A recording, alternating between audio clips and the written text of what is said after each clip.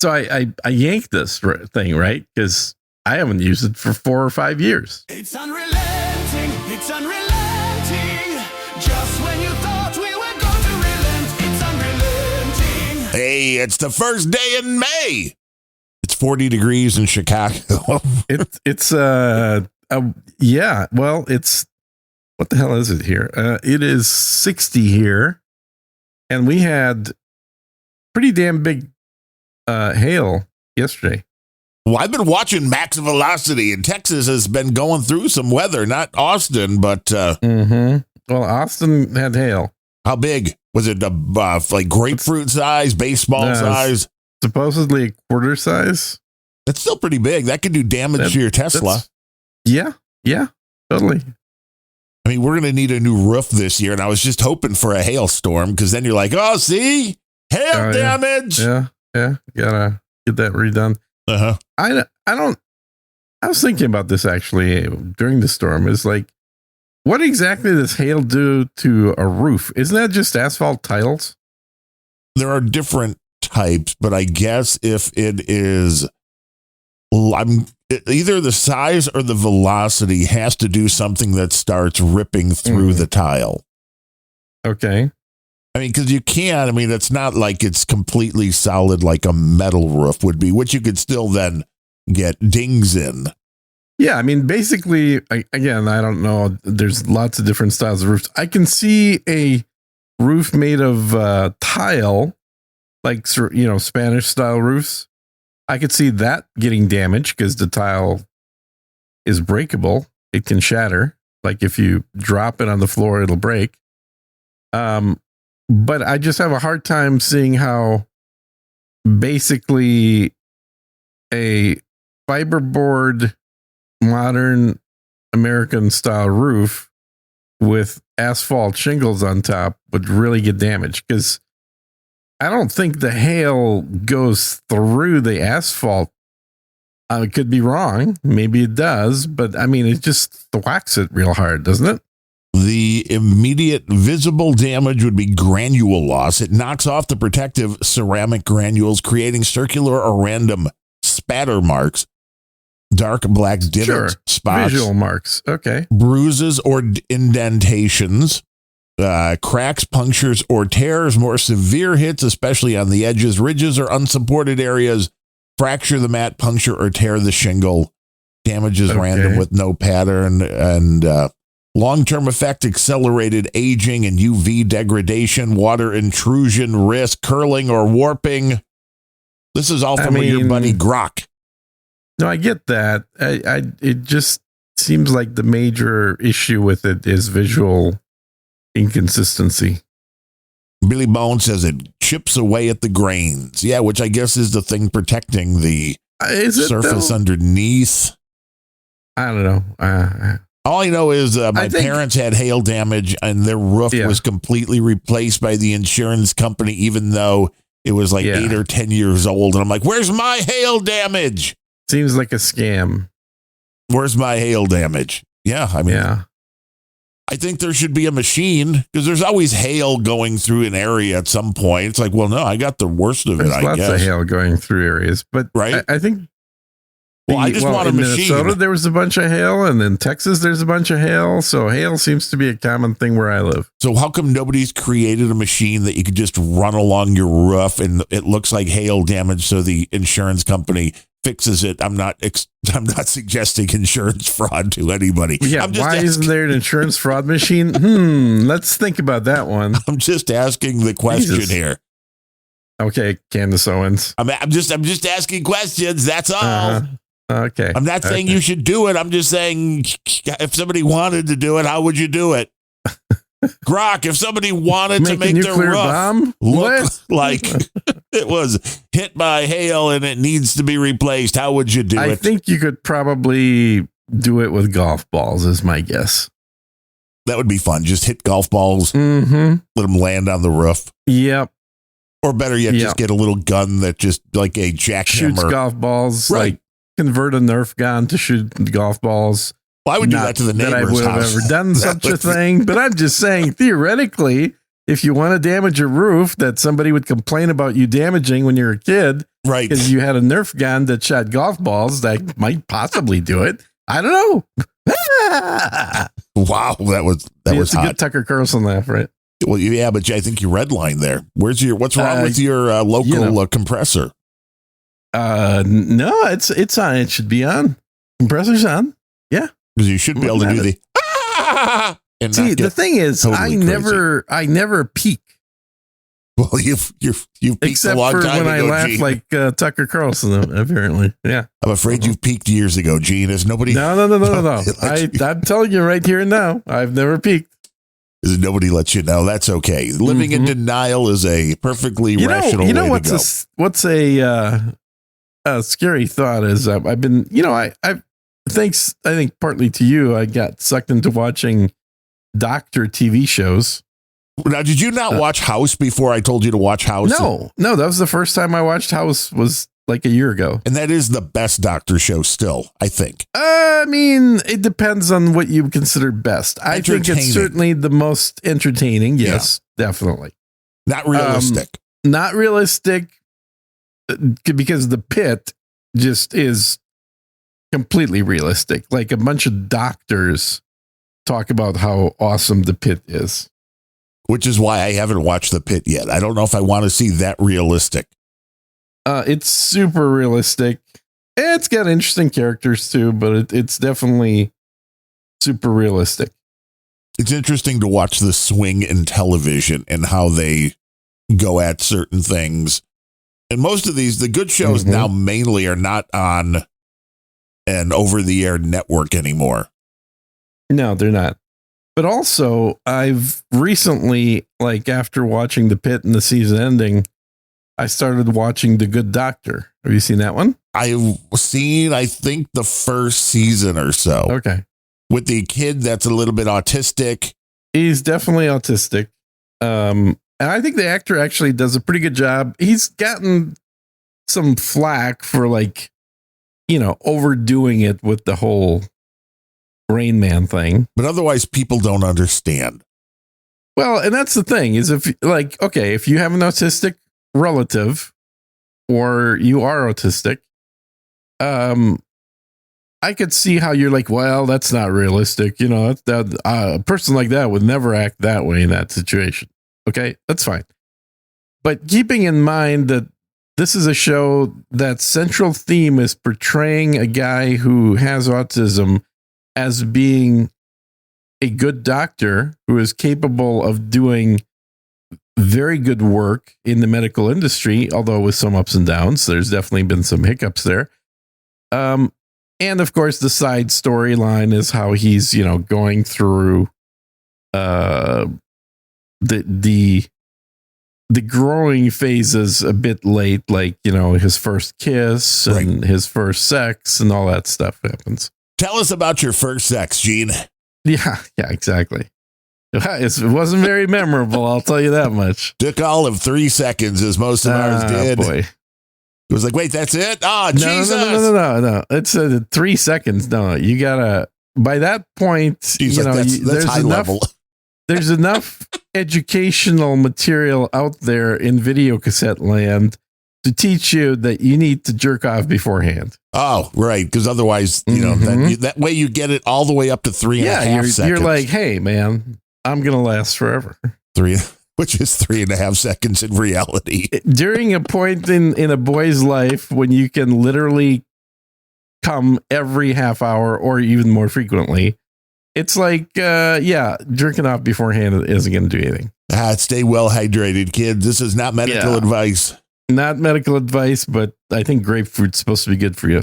Yeah, the good doctor. And really, that's like, okay, so we have an autistic guy who's really a good doctor. So what should we call the show? He's a third-year student, internist, I guess. So he's, or not an internist, but he's what do you call it? Doctors, they're in their third year of the internship? I don't know. It's a medical... An intern, yeah. So he's a doctor. He graduated medical school, but he is going through his killing people phase, licensing phase. Yeah.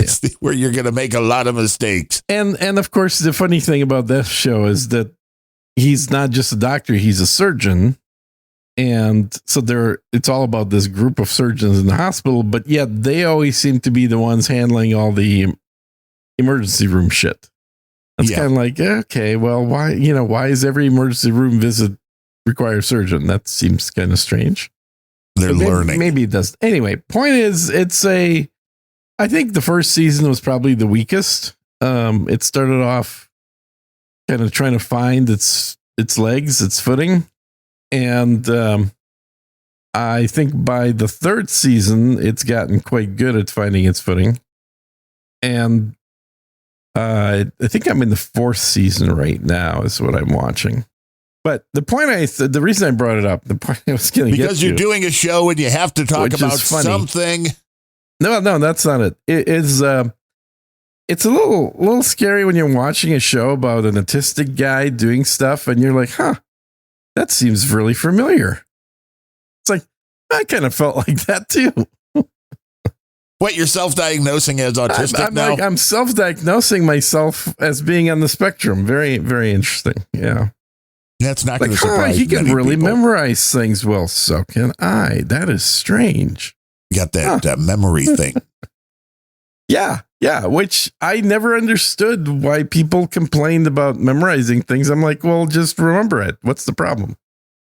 Well, then some people have that crazy memory, which it's like you still swear that it can't be accurate. The photographic memory to the point where you could give somebody a random day in their history from years ago, and they will then tell you what happened that day. And a lot of people be like, it's a fucking parlor trick. People are just crazy. That can't be.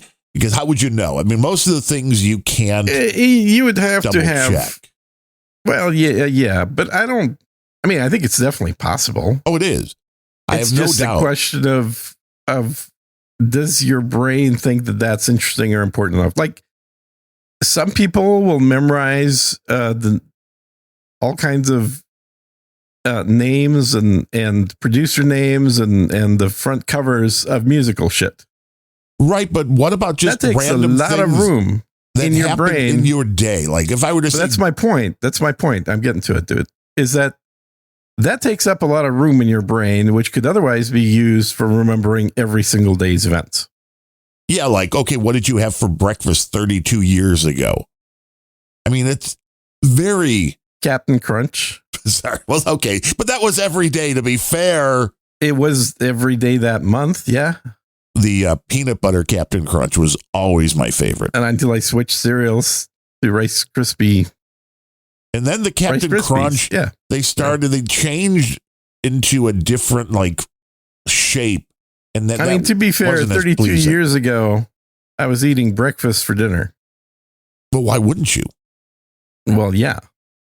But when Rapid Robert Bob Feller, Hall of Fame pitcher for the Cleveland Indians. This is really, I'd heard of people having photographic memory, but there was a guy that I think was writing his autobiography or something and was asking him questions, and Feller was telling him stories about games, and to the point of like, well, then this guy came up and I threw him this pitch first and then this pitch and then this. And he's like, okay, the guy's a great storyteller. I get it.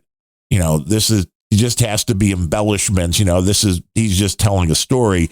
And then, of course, because Major League Baseball is a thing and there are videotapes and there are records of a lot of these things, he started double checking and it was like absolutely correct, which I can't even imagine being able to rewind my brain and to something that happened 20 years ago and be able to give you point by point, something you hadn't probably thought about in 20 years.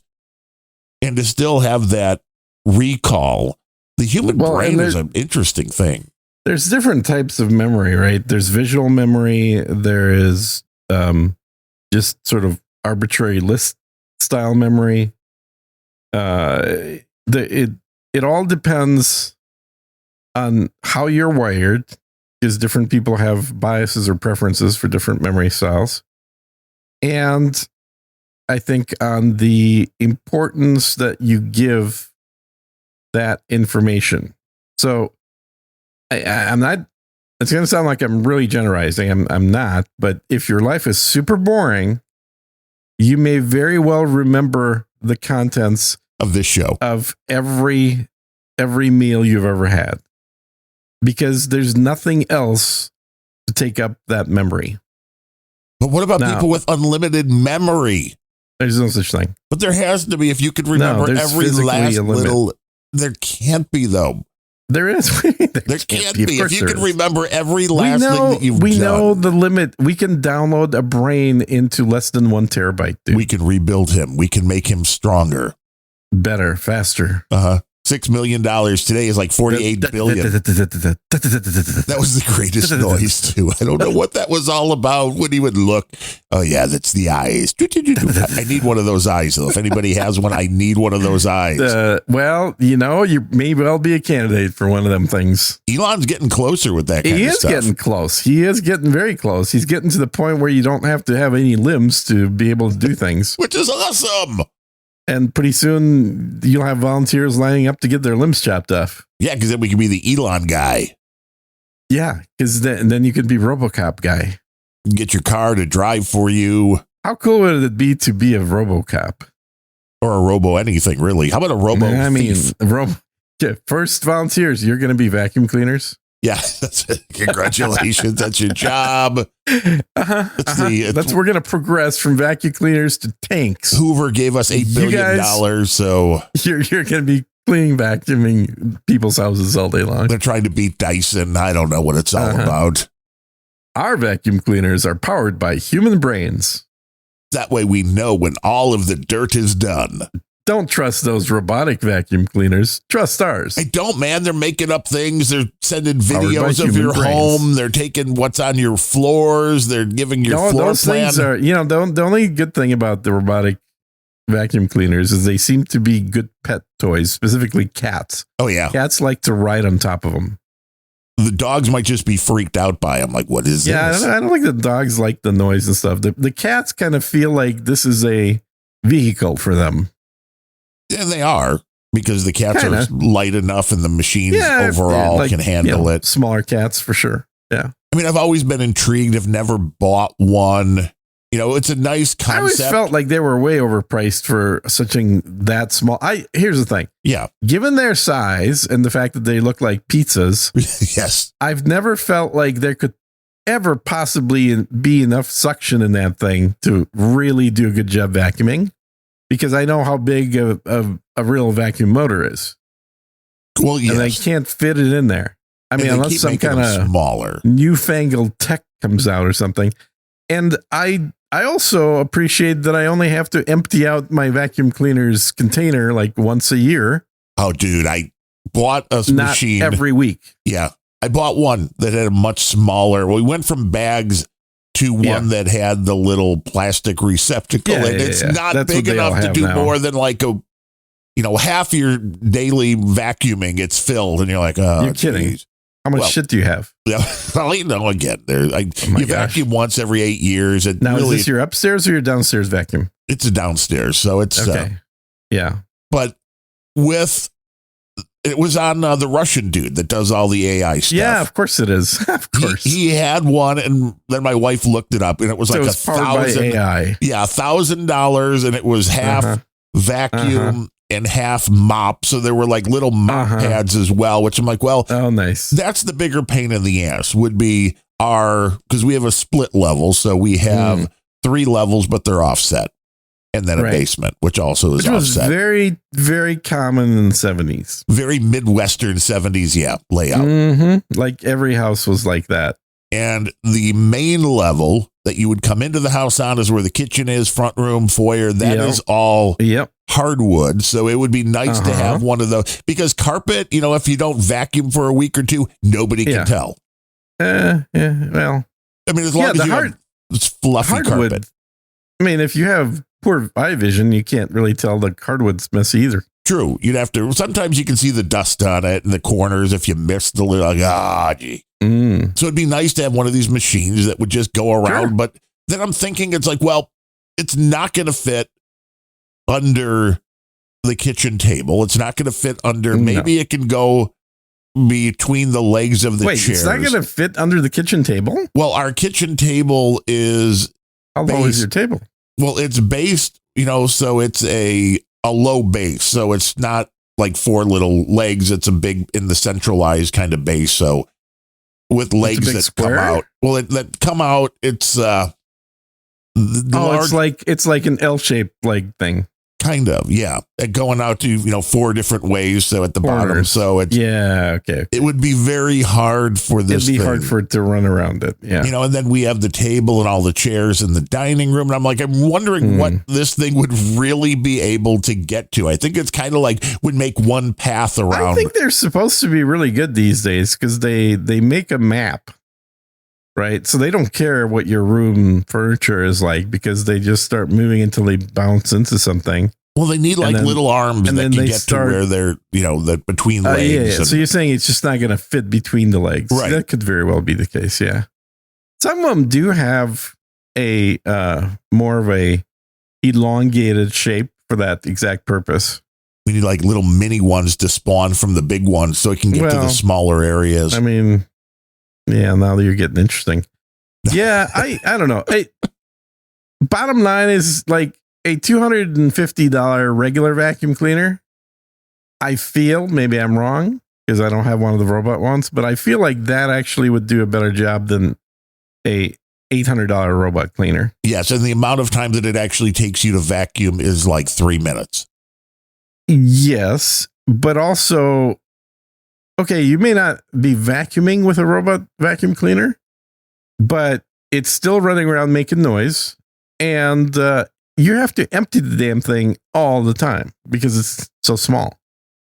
So I think it's like you're trading one job for another. You're becoming a vacuum cleaner emptier. Well, this $1,000 one, I think, emptied itself. So I think it into what? It's going to go outside, open the lid on the trash, and dump itself? I don't think so. I think there was a thing in the base unit, so it would. There empty is, what but you got to still empty the base unit eventually. Yeah. But the thing could go. Now I think it said 2 parts that get dirty. I know, but I think they said the thing could go for like a month without you emptying it. Yeah. If you vacuum the house in front of it, sure. Well, you got to have a clean house first. Yeah, that's a thing. Robots should do everything for us. This is why Elon's making a humanoid robot, because he knows that the best vacuum cleaner is a regular one, and he'd rather have a robot that's full height standing and moving that thing around than to have a robotic vacuum cleaner. Yeah, the reality is you're much better off with a machine that can use the tools that you already have. And these things are going to be trained. You're going to have sex. Yes. Well, that too. But how about even more important for the women out there? You'll be able to have your own chef. That's going to be able to. Well, that's true. Women don't know how to cook. So that's a good point. You're going to just be able to be like, hey, I want this for dinner. And it's going to just make it. It's going to know. It's going to be able to access the cloud, it'll be able to access them. All right. Yeah. When I say sex bot, I don't just exclusively mean for men. No, women, men, everybody's going to be. Women have had a history of many years of using robots. Yeah, little things that go. Sounds like the vacuum or the hairdryer. I don't know. Yeah, exactly. Like a hairdryer. I have no idea what's going on. She dries her hair for hours. That's all I know. Said. Like, I got long hair. It takes a long time to dry. Hey, Tom you Tomsky. so set yourself up for that one. I know. You're late, Tom Tomsky. What the hell, man? We know he's in the Netherlands, but he's 21 minutes late to the show. It's like 1 p.m. in the Netherlands. No, it's 2 p.m. in the Netherlands. It's a late afternoon, a beautiful day. Yeah. It's 40 degrees. We're talking about sex robots. I know Void Zero, Mark and George. That was the guy's name. Mark and George. The Mark and George story. They talked about a lot of the sex bots. And now, like, a lot of this is coming true. I thought Mark was all religious and shit. Well, that was before he really got very religious. And they talked about sex bots on the show a lot. I wish I would have saved a lot of these shows. I think they called a lot of this stuff like 8-9 years ago. Huh. Well, it's not hard to call sex bots. They've been a feature in movies since the 50s. I know. But when are they going to be available for purchase on Unrelenting? They're available right now. They're totally available. Just go on Temu. Just create Well, those will break in like 3 days. Didn't say they're not breakable. I just said they're available. True. They are totally, and I've seen videos from China, man. But these humanoid robots that will be able to do things like vacuum your floor, make you dinner, make the bed. Yeah, it's called the wife. Yeah, these are the replacements. Wives are expensive. Totally. Wives are done, man. You know this no sane man in his right mind will ever have a wife once sex bots are out. You know, that's going to be the advertisement for the unrelenting sex bot. Here's what your wife costs you every year with all the costs associated. Dude, $100,000 for a bot that does it all is a small price to pay. Because guess what? When you're done with it, you just put it in the closet. Well, it's never done. There's always more cleaning, Gene.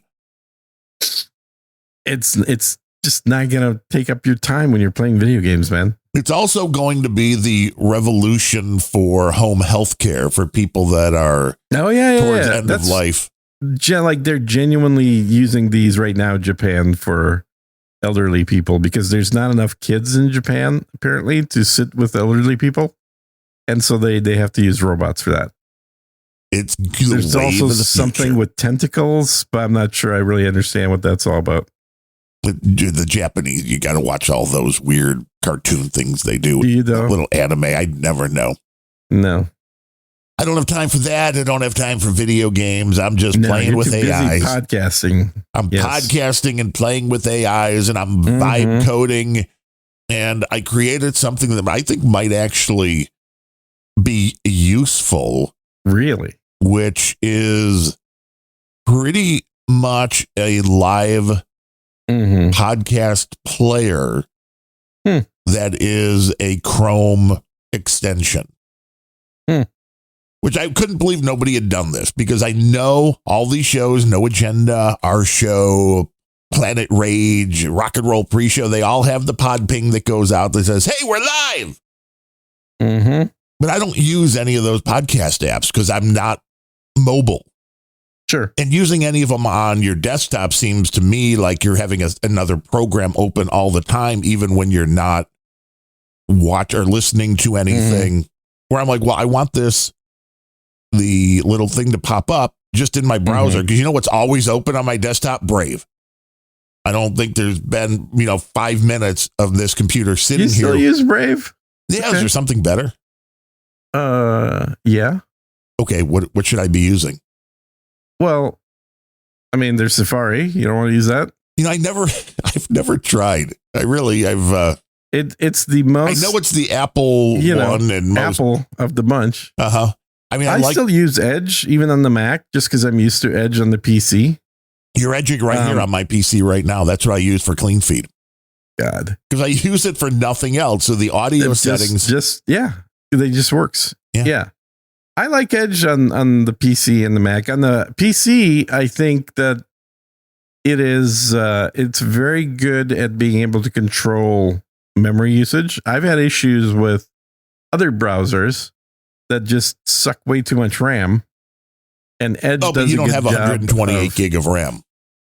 No, I have 64. No, that's plenty for games. What are you going to do with 64 gig? That's a rookie. Yeah. Okay. You need at least 128. I want 512. I want the M5 Ultra Studio with 512. It's going to be like 10 grand. Everybody donate. I need RAM on a Mac is very different than RAM on a PC. Also First of all, before the price hike that we recently saw in RAM, I'm glad I bought right before that. But that, and a dude named Ben bought right after that. But that the RAM was going for about $200 for 64 for PC. Now on the Mac, you're talking 1,000. Well, yeah, because they're the insane. PC. Well, they also soldered their RAM onto the damn computers. Yeah. Well, they made it intentionally. Yeah, absolutely non-replaceable. Yeah, you can't do that yourself. No. No. You should buy for more RAM than you'll need, so you don't have to worry about it. You either buy the RAM or you have to sell your computer for peanuts and then buy a brand new one. So that's your choice in the Mac. But on the PC, it's all upgradable. And the prices were reasonable, I thought. I mean, for $400, you could put in, or maybe $450, maybe a little more than that. But for under $500 for sure, you could put in 128 gigs of RAM. I mean, I've got 64 in my laptop. I got 64 in my desktop, and my Mac has 16. 24 on mine. All I use it for. Do you know Mac Minis are like going browsing for huge bucks right now on eBay? Are they really?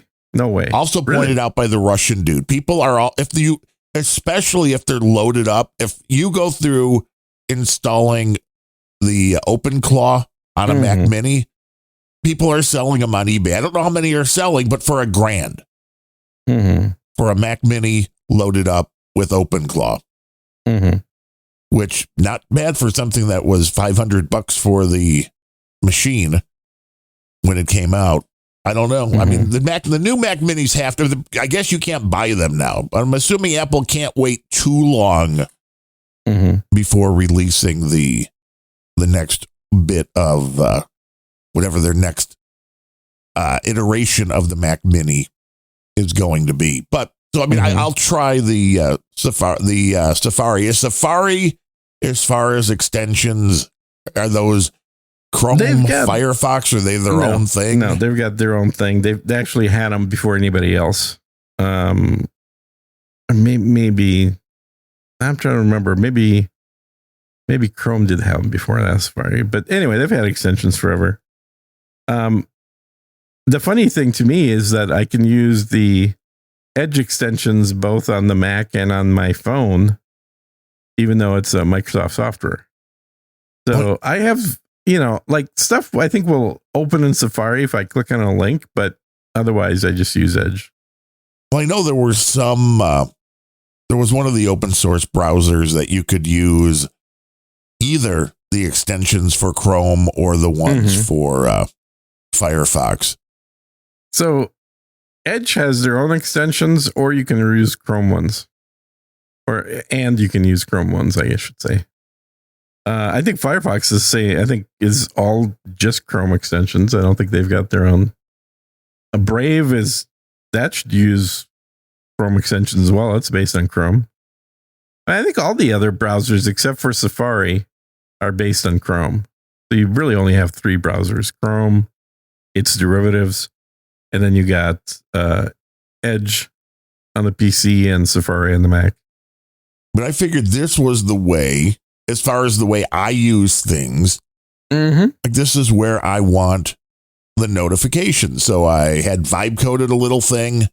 Okay. And again, it took both Grok, which got me like 99% of the way there, and then had to be fixed by ChatGPT to get it to actually work full time. Really interesting. It is weird. I always seem to run into that. No matter which one I start with, it seems to run into a problem that you can't seem to iterate your way out of without bringing it into another AI. But it took like a grand total of 20 minutes to get a working extension that you put the URL in of the podcast, and then it does verify that, and it'll actually, so if you put the URL for this show in, it will then go, yes, Unrelenting, it'll show Unrelenting, and then when the show goes live, it'll give you a notification in your browser bar.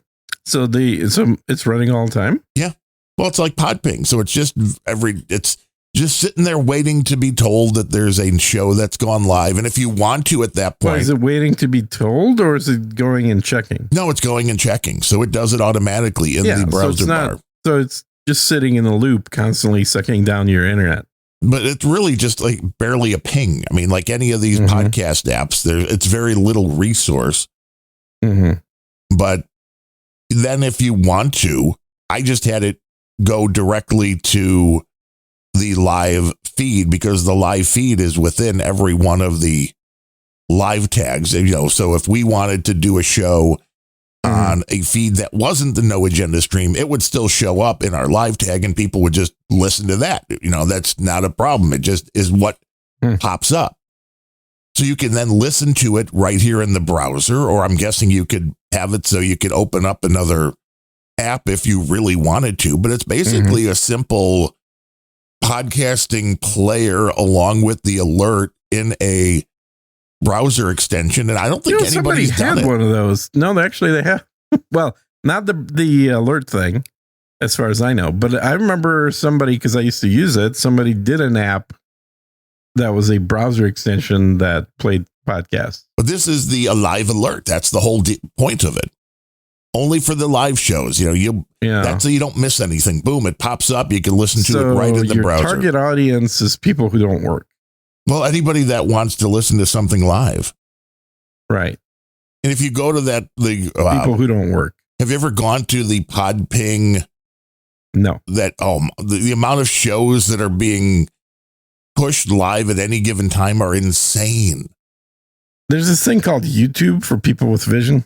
Yeah, well, a lot of people don't want the video because a lot of people are sitting at work and they want to listen to something where you can. A lot of people can listen to things at work that they can't watch something. When you say can listen, I think I know what you mean. Shouldn't listen, well, but probably, do it anyway. Probably. It all depends on your. It all depends on your job. Yeah.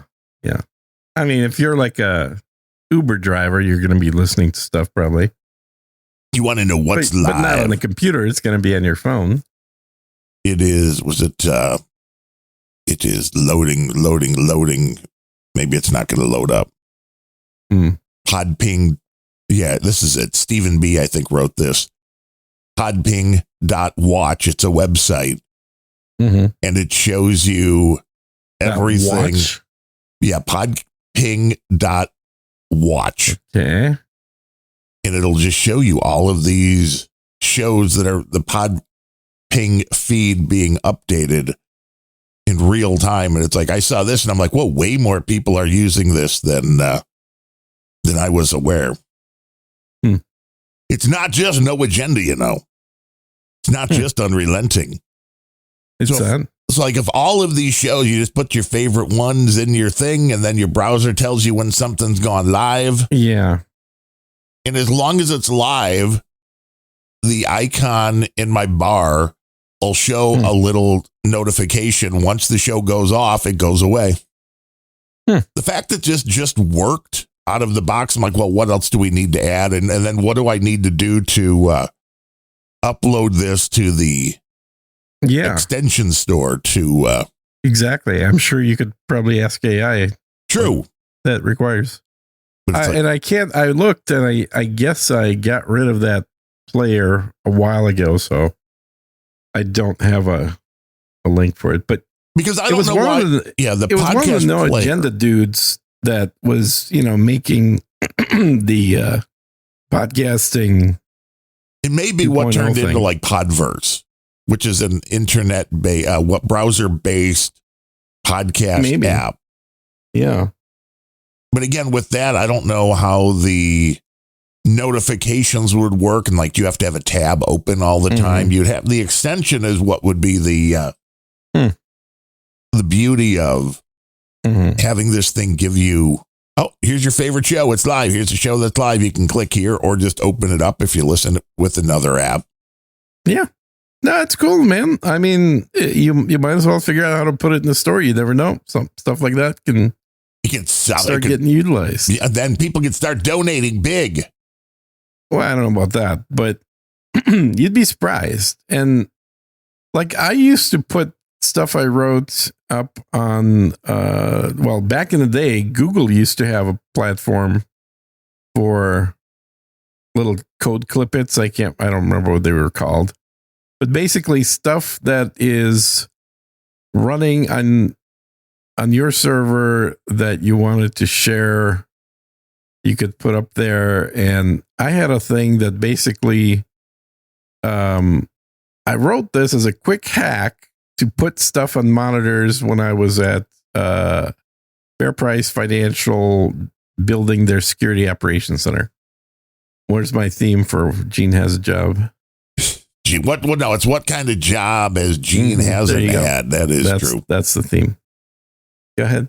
Everybody's had a job or two, but is there a job that Gene has yet to do?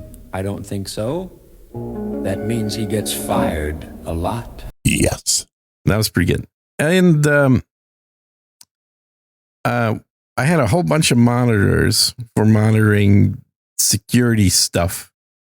And as we're building this thing out, our actual data wasn't live yet. Like it was like the company info wasn't there. So, I wanted to make it look nice. So I wrote a quick little thing in, I don't even know. I think it was in. Was it pre-Java? No, it wasn't Java's been around for a long time, dude.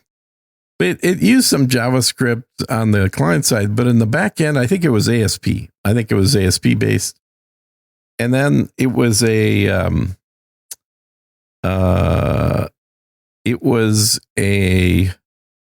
it talked to a bunch of different sources, pulled down statistics on sort of, US based security stance on a bunch of stuff. And, I was done with that client in like 9 months or something. I was out of there. I got fired.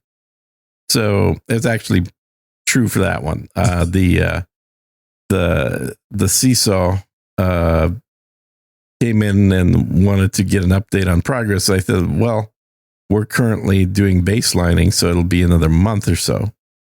It's a month.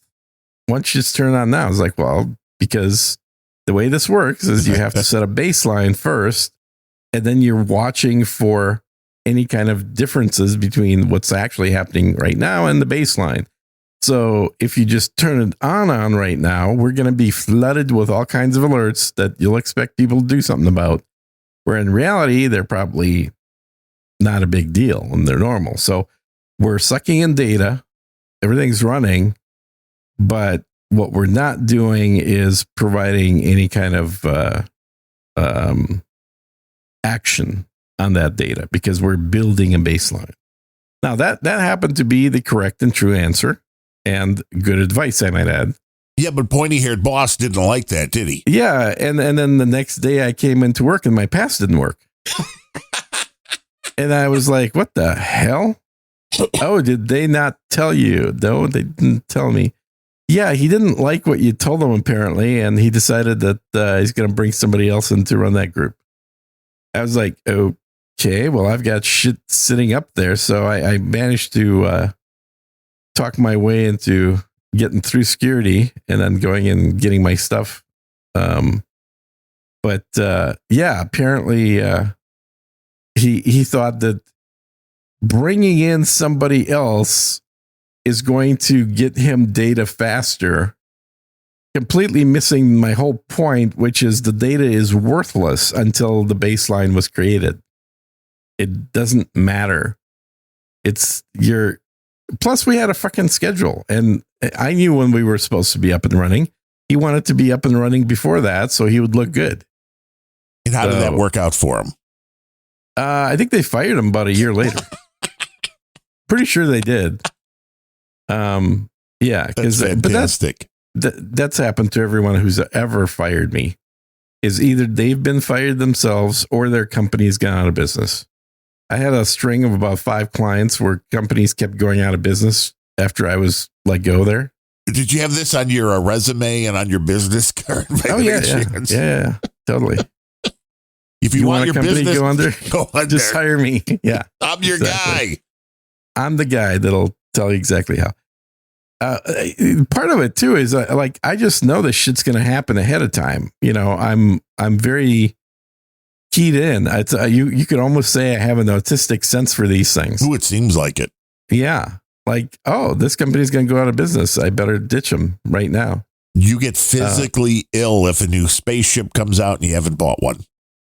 Yes. But that's everybody. I mean, I don't know of any single person that doesn't. So I don't see what you're getting at there. Just bought one the other day. Just bought one yesterday. Wait, another one? Mm-hmm. How many spaceships do you have? Okay, so this one is free. Oh, well, free. I bought a free spaceship. Woo! Did you really buy it then?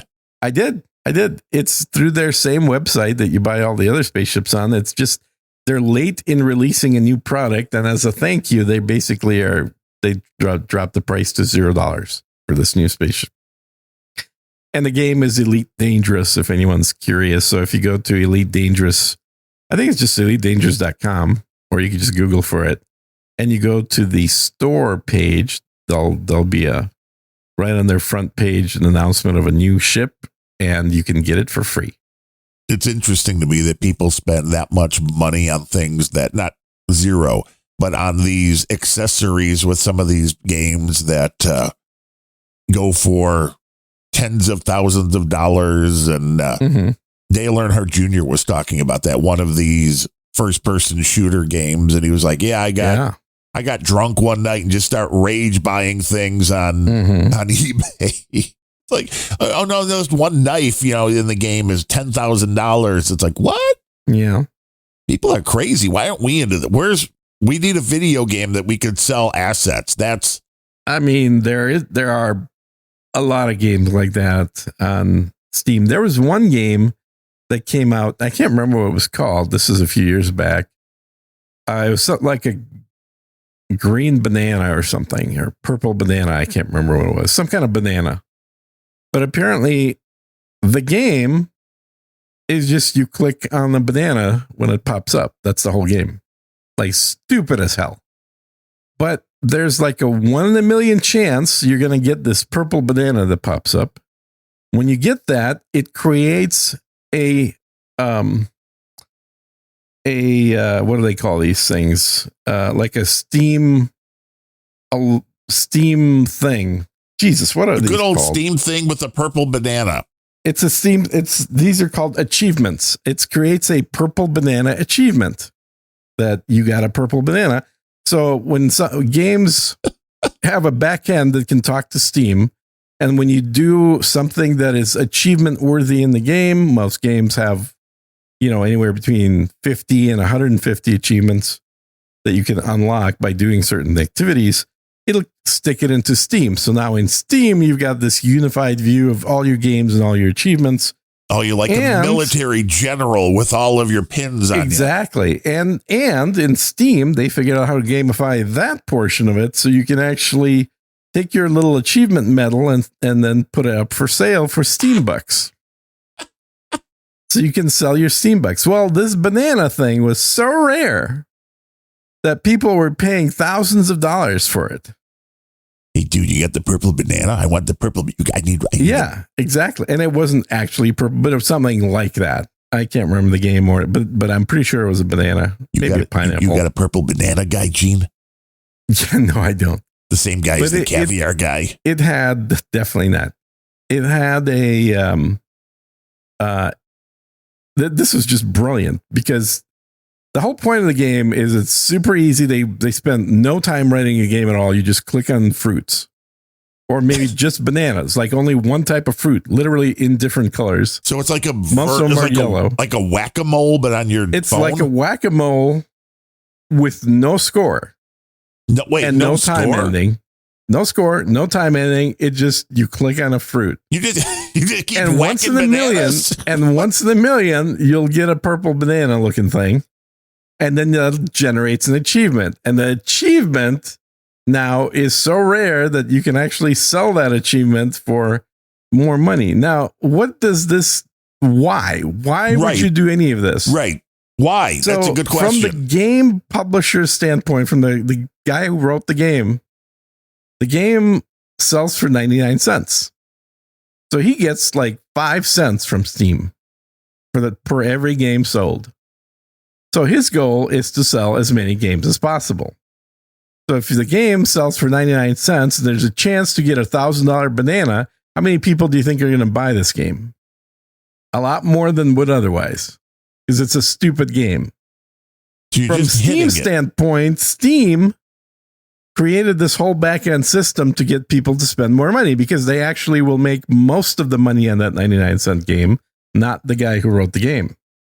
So Steam is incentivized in having you buy this kind of thing. You, as a person, know that this thing is not going to be fun to play, but that's not why you're buying it. You're buying something that's 99 cents that can generate potentially $1,000. You're buying a lottery ticket, or you're gambling with a slot machine that is super cheap. It's a 99-cent slot machine, but it's not 99 cents every roll, every spin. It's 99 cents once. And then you just keep hitting the spin button over and over and over. So there's a reason, a rationale behind everybody doing this. But the net result was this guy sold something like $100,000 worth of these games in the first month.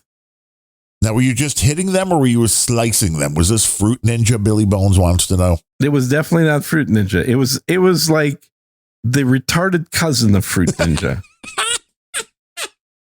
I think I'm going off memory here, and I never bought this stupid thing. I thought it was a dumb idea. I mean, I understood that it was a cool idea for people to get into this kind of thing, but I'm just not one of the demographic. But visually, it is stupid as hell. It just had like a banana that popped up, and then once in a million times, it was a purple banana or whatever color it was. So the game was just called Banana, maybe, but there was like no actual gaming point to it at all. It was literally a slot machine simulator with no moving parts. Like it didn't even look nice like a slot machine. Yeah, bananas. But I remember, and you click on them. That is, yeah. I watched a video that talked about the game. It was the number one game on Steam in June of 2024. Very possibly. It's Banana, a game where you rapidly click on a JPEG of a banana and nothing else. Yeah. Why the fuck are we doing anything like this show? Because we're not scammers, basically. No, I'm not. Maybe you are. I'm you are. Fine with. Hey, click the banana. Come on, give me money. Give me money. Websites for babes. What do you think, man? Come on. Yeah, I know. And then they one turned into a bitch, and she was like the head bitch. Yeah. So there was that. Oh, I never finished my story about the Google clip it thing or whatever. Like scripts or something like that. Was it code? Yeah, I put the code, but it was more than just code. You could get the code for it, but also it had the live version of it, the live example that I had running on my server. So after forgetting about it for about 5 years, I realized I'm still paying for this server that I'm not using. I should probably not do that anymore. That's so rare for you to be paying for something you're not using. Oh my God. I had to cancel like 10 different channels on YouTube this morning because I forgot I was still paying for them. Anyway, so this, I yanked this thing, right? Because I haven't used it for 4 or 5 years. I then get nasty emails threatening lawsuits. Oh, yeah, I think you talked about this once. Yeah, I did because I took down a tool that somebody had bought. So talk about shysters. Somebody was basically reselling this little clip it thing that I wrote just, for quick and dirty for myself. And it had to be up for it to work. Because it was obviously a part of something bigger they resold. And now this bit's not working because I took it down and the domain is no longer resolving. And they're like, you can't be doing this. You're interfering with our business. We're going to sue you. Right. You've interrupted. What are you talking about? I own this outright. You never licensed it. I didn't get a dime out of you. It's not even public domain. You're like, the reality is you were illegally using my code for years. Well, not illegally. I mean, they were free to do it on their own. They just shouldn't have been using mine. So it was a funny story is what the end result was. It was something that I had a good laugh about, talked to other buddies that were in security at the time, and thought, yeah, this is so ridiculous that somebody would actually, instead of just getting inspired to make their own version of something like that, they just outright use mine on my server. Yeah, nice. But I'm with you. I mean, this morning I got a bill. Well, you've paid your name silo, who is a register. I really want to move everything over to a different one, but that's a different story. And I'm glad they allow you to cancel right after, and you get like 99% of your money back. They keep, whatever the PayPal fee was. But I canceled. I had podcasting.guru and podcasting.ninja. Don't need either one of those. No. And there was nothing on either one of those. The Guru domain renewal, $42.99. Yeah. The Ninja, $30.99. And I also had 33pod.com, which it was always like, hey, we should do a no agenda type. Well, that was just the .coms from these folks are $17.29. So I was like, nope. They've really gone up a lot. Let me check how much they are for me. Like, nope. Because it's crazy. So if anybody wants any of those names, they will be coming up. Yeah, well, you could have sold them too. Yeah, I know, but really, do you think anybody would buy podcasting.guru or podcasting.ninja for any real money? I set up a freaking code I have to put in here. Does anybody even know what .guru or .ninja is? The only time I've seen .guru, I think, was Void Zero, which is probably why I got sucked into buying podcasting.guru. And I'm like, holy shit, these domain names. I always thought was a dumb domain. And it is. And I never used it. But fuck, I paid a lot of money just not to do anything with the domain. Although back then it was fun because they were like $10 a piece. And it was like, okay, maybe I'll do for $1 a month. I'm like, maybe I'll do something with it. But $43 for a year of having a domain name. Jesus. It is crazy. And that's not on the high side, dude. There are plenty that are. Well, yeah, .xxx, I'm assuming would be. Yeah, and I never understood why that was so damn expensive. No, you would think it would be regulated to. It should be if your site is adult, you should just get that for whatever a .com is. Which seemed like the most natural way of doing it. Yes, and they should flog you if you buy it and use it for something that's not. I had a domain that expired a long time ago, so that was a two-letter domain. Oh, those are nice. Yeah. I had gn.tl. gn.tl. Yeah. Gentle. Sure. And they jacked that like price up to $79 every year. I'm like, that's not worth it, dude. I mostly use it for spam. It's just not worth it. Well, because people still don't realize, and the meaning or not the meaning, the payoff you're getting from domain names being short now, not really a thing. Yeah, it really doesn't matter anymore. Yeah, it used to more so. It's kind of like keywords on AOL. Right. You know, like who cares? Like it doesn't really I also matter. had Wizard of .business. Ooh. Yeah, that's going to expire in August. So you can grab it if you want. If anybody wants to buy that, you could be the Wizard of Business. That's right. Gene has bankrupted more companies than anybody in his line of work. Well, I think there are guys that have done much better than me. Better or worse? Just togoodoleboys.com will expire in August. Oh, is that not going to be around anymore? What do you mean? You're not keeping it around? You said it's expiring in August. Is the show over? That doesn't work. Oh, no, the show's going to keep going. But the domain name's going away. I just don't want to pay for it. Send it to Ben. 10xpodcast.com was going to expire in August. Wizard of Process is going to expire in August. This one I am debating on whether to expire. I have y.click. WHY. .click. Ooh, that I think you might be able to get some money for. It's cute. It was like one of those drunk buys 10 years ago. Well, I could see somebody like a beer company or any early. I'm seeing a television ad like during a NASCAR race. Yeah. Where they're giving something away. Super Bowl ad kind of thing. Right. Right click. Well, it's a gambling website. Let's face it. That's who would buy it. Yeah. That's who would buy it. Why click? Because you might win big.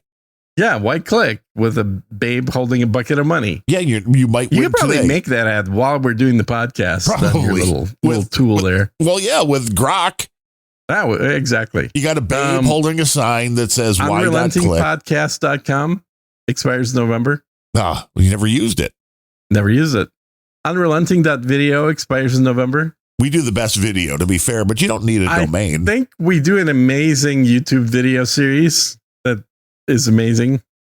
But yeah, because we were going to do video, so I got Unrelenting.video.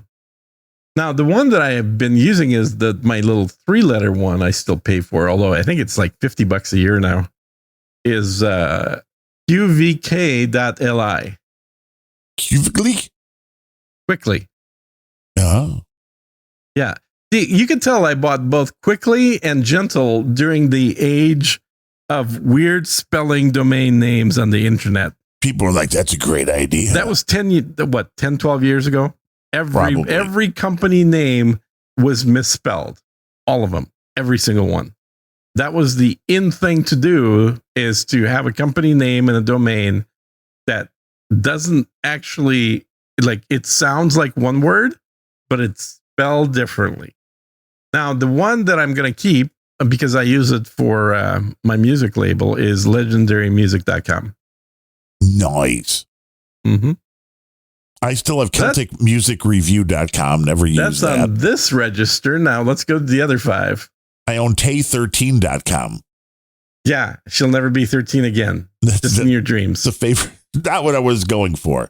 I'm sure. I have Sockscast.com back when I did a White Sox podcast. Oh my God.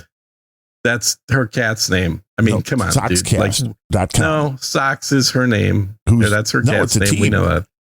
I still have NoAgendaGPT.com. You just glossed over that you have Taylor Swift's cat's name domain. I don't know what her cat's name is. I do. It's not Socks, S-O-X. It is Socks. Really? Well, Yes. S-O-C-K-S then. I don't know how she spells it, but I watched a video about her cats. I still have... Wait, why did you do that? Because it was about cats, and cats are a topic that pops up and recommended for me. Still got grumpyoldbens.com. It's totally incidental to it. It's just about the cats. Nice. And besides, you have Grumpy Old Bens? You should probably expire it. I have WallyTheGreen.Monster too, because I thought the Red Sox might want to buy that. I haven't heard from them. You know, I only have one friend who's two. I have two friends. Well, I mean, friend is probably stretching it. I know 2 people who would pick up the phone if I called them. I know 2 people that have sold domains for actual real money out of thousands of people that I know. You know Mark Cuban? Only 2. He's not one of them. No, he's never made any money on a domain except for one. Which was a stupid domain, by the way. Broadcast.com. You can watch everything you want on your computer. The stupidest name. Yeah.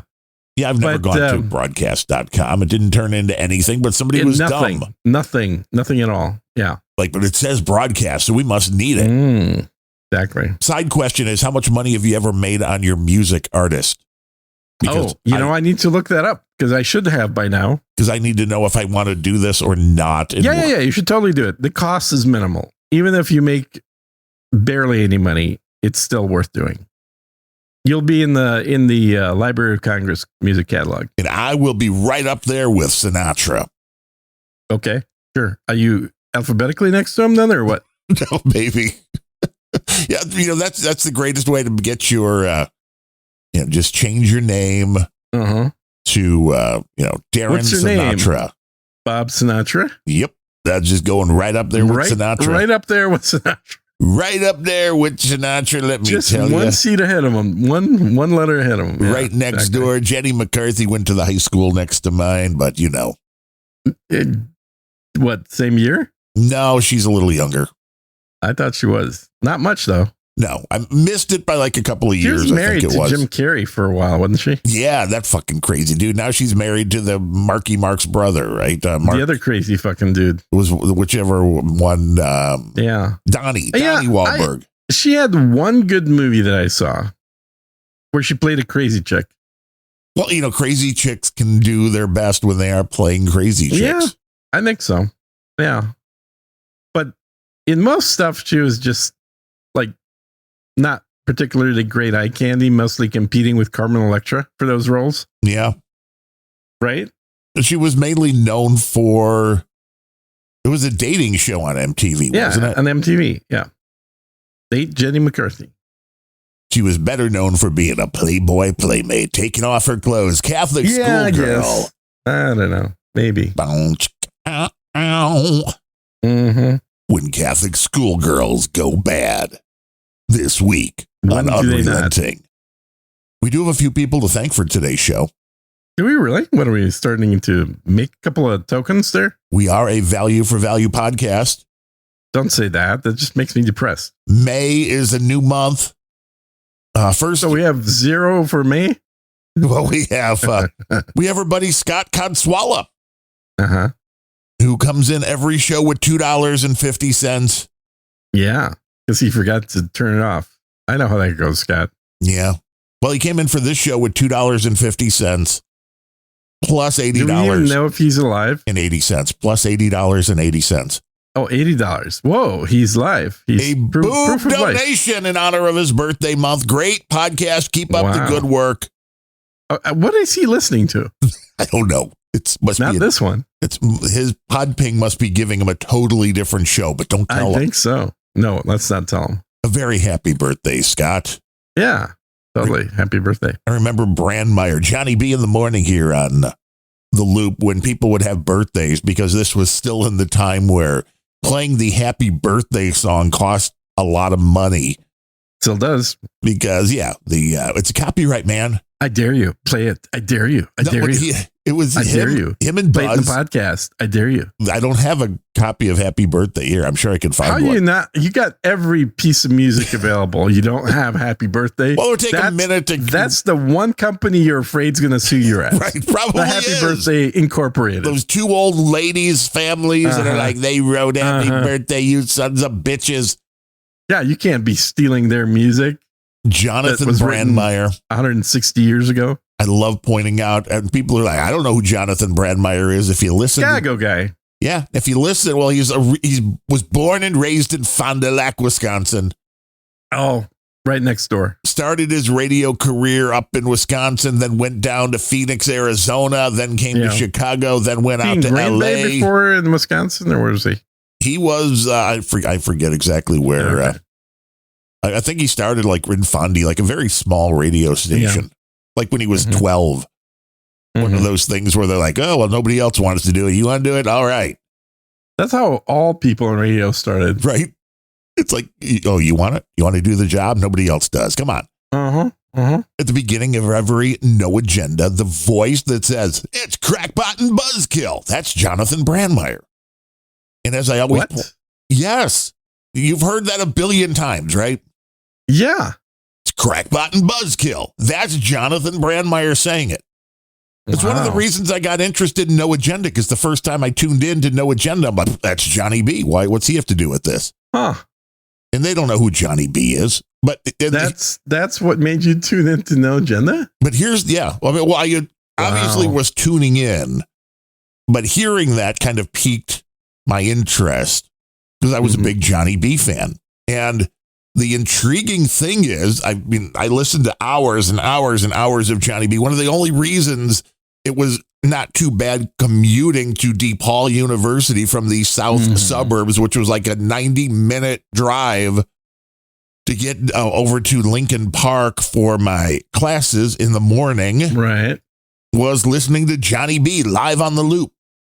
And his news guy, Buzz Killman, he was always, he had a very low voice, kind of like Larry.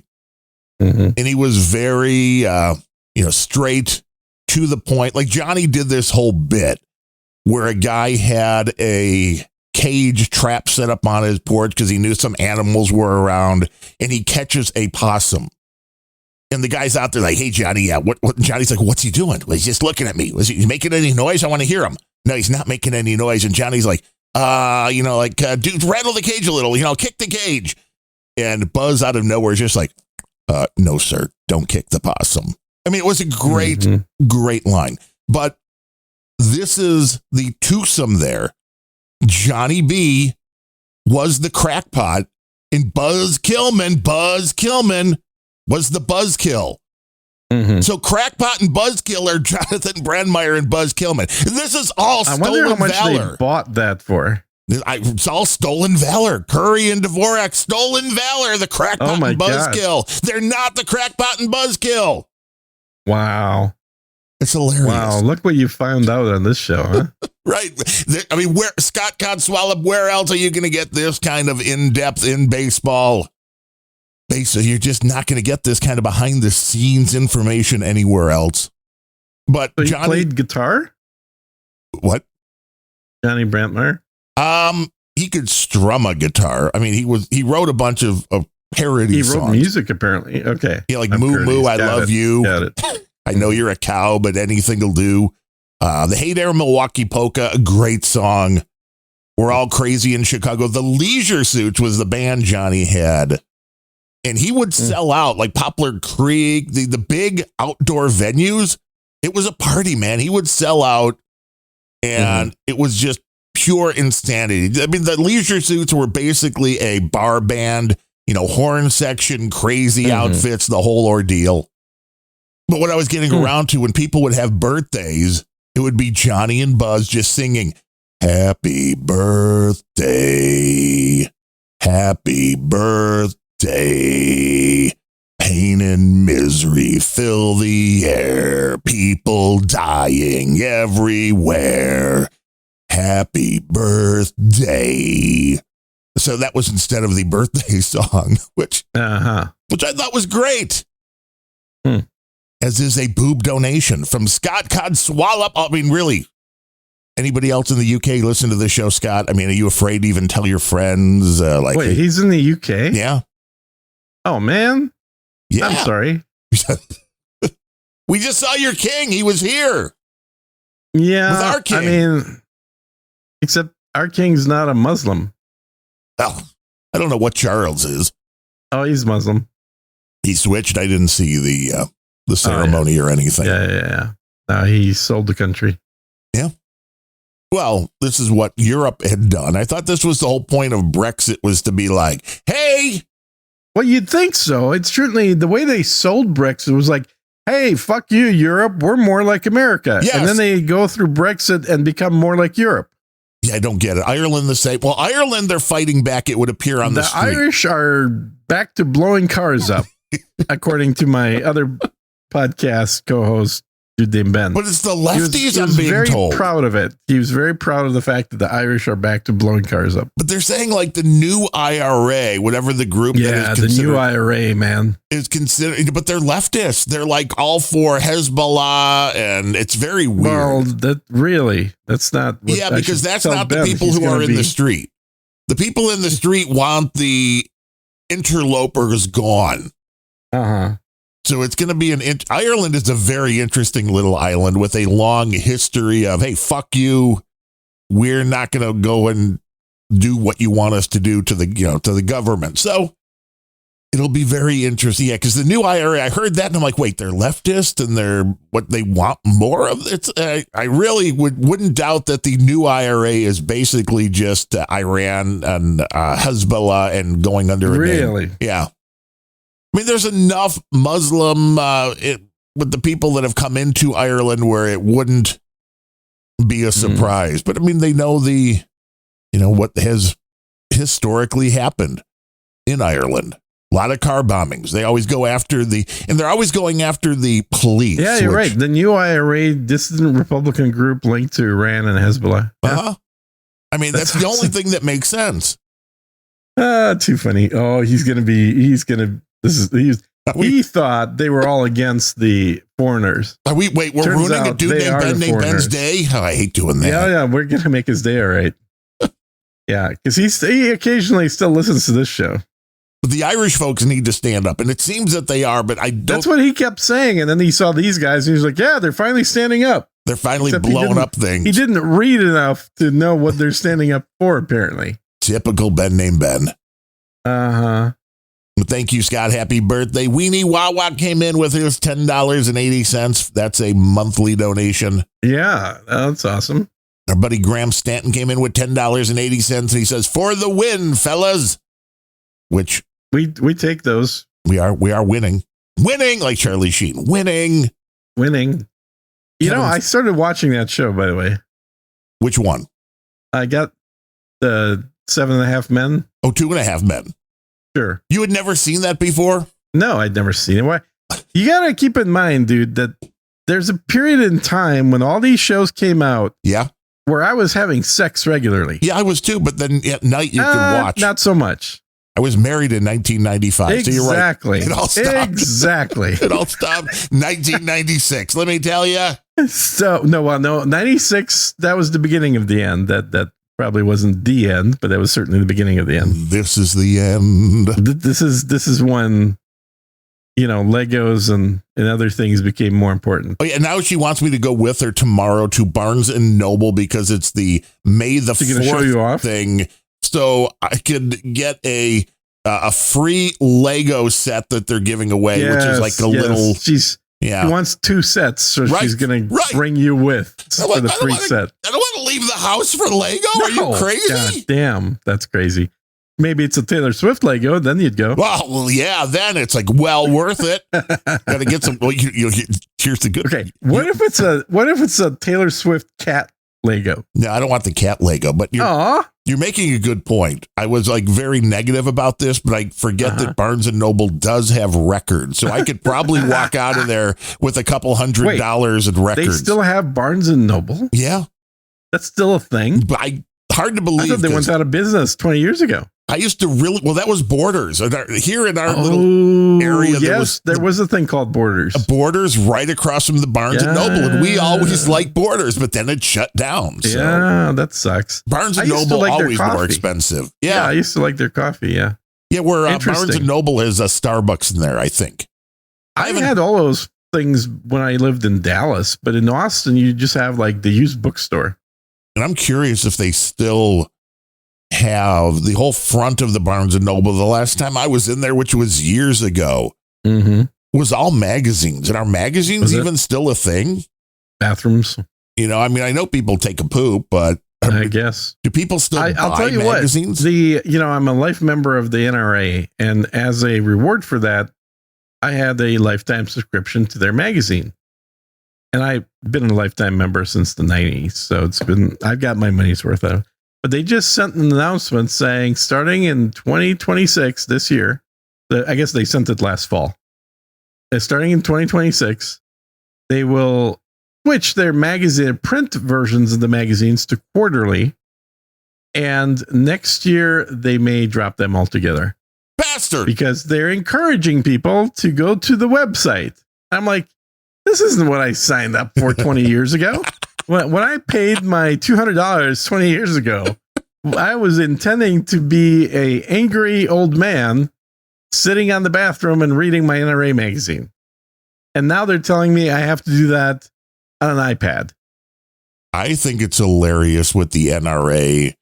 When we bought the first 9mm, the Taurus, it came with 1 year of NRA membership. Oh, yeah. Taurus was doing a deal like that. Yeah.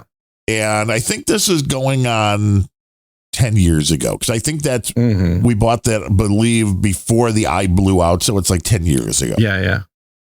And the emails, hey, this is your last chance to still, get. I get those every week for the last 10 years. It's the last chance. That's what they use the money on. Exactly. It's your last chance, man. It's the last chance until next week. When we'll ask you again, please give us money. The NRA needs money. Now, you just get those from the NRA. I get them from all the gun groups every freaking day. Half my email is gun groups telling me how successful they are, but they need more money. Stormtrooper guns. They're all white just to match your Adidas tracksuits. I do have those, yes. Gene's like, if I'm going to the gun range in my white tracksuit, I need my white guns. No, I have a white shotgun. It's Do you go in with the Stormtrooper helmet on as well, too? Long beard coming out of the helmet. It's East European. You're a little short to be a Stormtrooper, aren't you? Hey, now. Hey. You're a little tall to be one, so shut the fuck up. Yeah, I would be like... They're all standard size. The Stormtrooper taller than Chewbacca. Yeah, exactly. Yeah, okay, Chewbacca, exactly. That's going to be your new nickname for Star Wars shit. Okay, Chewie. Oh, that was very realistic. It's almost like it's natural for you. It is. It's just part of the DNA. Exactly. So I'll be doing part the bar. Chewbacca, part Irish, part Chewbacca. I mean, top of the morning to you. And then no Ewok jokes. Thank you very much. But they were thinking it. That's why I mentioned it. So we'll have the Barnes & Noble report, see what a Barnes & Noble is looking That's like. going to be fascinating. I'm very curious to know, because I don't think we have any of them here in Austin. I think in Dallas we did. And like the last time I remember going into one, it was just already at that point, the question was, well, why wouldn't I just order this from Amazon for 20% less and delivered to my door? Yeah, pretty much. So I'll have to be interesting to see. Did I tell you about my Costco thing that I need to run out and do like ASAP? No, what happened? Costco, I swear to God, has a microphone in my dad's house. Because when I was out there last month, last month I went to see my dad, and he's got eye issues. His internal pressure is 40, which is bad, I guess. Yes. Yeah. Yeah. It's supposed to be like under 15. But so he's getting surgery next week or 2 weeks from now. Something my sister was calling. She's there right now and telling me all about it. Anyway, I think I might have mentioned it previously, but he was surprised to learn that I didn't have a Costco membership. Right, because who doesn't? Thinking, oh, cool. So, I dropped mine. I never fucking went there. And when I did, I spent money on food, which I would then inevitably throw away. Because you buy it doesn't matter what it is. No, they're all huge portions. They're family size portions. And I'm a single dude. It worked for us for like 2 months when we bought the vacuum sealer. Yeah. There you go. And then it's works. Great. But once you're like, this is way too much work. When I was married, because my wife went there every week. So and she ate a lot. She was a big woman. She was exactly the right size woman. She was 121 pounds, which is the correct weight for women. Just like you saw on the Pan Am television show before she gets to you're 122. This marriage is over. Just keep that in mind every morning. That's all. You don't get to sit down at the kitchen table once you hit 122. No, it's one. No food. You could cook for me, but no food for you. Very, very simplistic system. We had a traditional marriage, as you can tell. Traditional. There were so many jokes that could have been made. You can almost call us the honeymooners. I couldn't believe that Adam Curry, when Dvorak... Never watched the honeymooners. Well, I understand it was from a time period before him. It was definitely before a time period before me, but I've seen episodes of the honeymooners. I've seen all of them. I understand that show I've seen. The Ralph Cramden. I understand the where Dvorak brought up to the moon, Alice. Dude, the honeymooners was basically your life. Your life. No. I was going to say it was a precursor to, by a generation, to Jerry Seinfeld's show. Yeah, I can see. Yeah, I'll go along with that. As far as New York apartment characters, that's Rob Carney, literally what the show was about. As Norton. Yeah. Hey, Norton. Yeah, Norton.